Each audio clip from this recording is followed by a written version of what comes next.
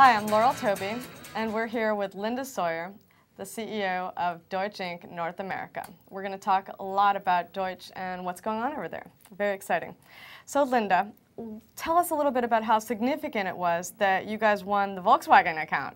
It was huge. I mean, you know, you could argue that Volkswagen is like one of those hallmark wins that is just a dream, and it was, you know, so exciting, and the fact that we were against such great competition, it really, you know, it was a great moment of truth for us. Congratulations! Thank you. Now, let's talk a little bit about IPG's merger of Deutsch and Lowe. How has that affected the agency? There were some predictions that you guys would save $8 million, that you would have to get rid of some people, naturally. What has been the fallout since then?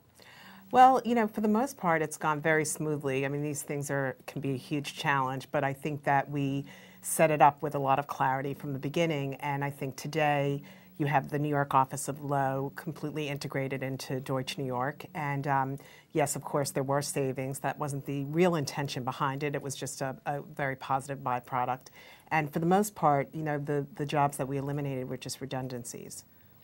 Now, let's talk a little bit about Donny, because his name, you know, has been...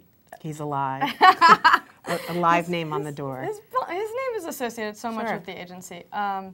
And, you know, back in the day when I was first in advertising, which we don't even want to go into how many years ago that was, he was known as this really, you know, almost a tyrant in the office, you know, a yeller. How has the transformation been since you took over from him? Have you continued the tradition of yelling at the employees?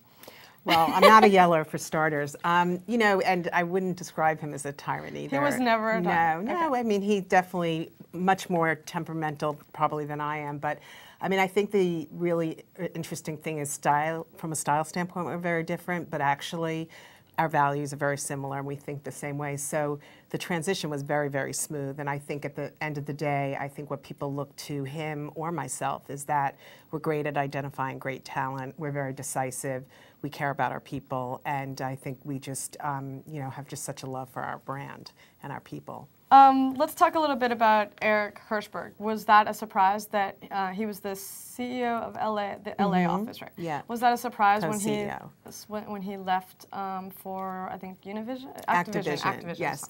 He hasn't left yet, but yes, no, it was a surprise, and I think it was even a surprise to Eric, actually. I mean, he was not looking.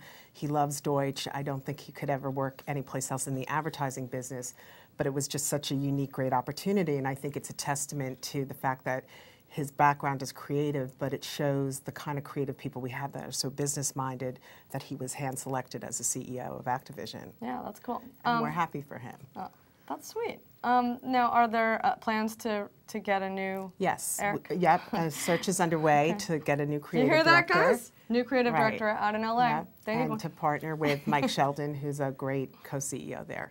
Awesome.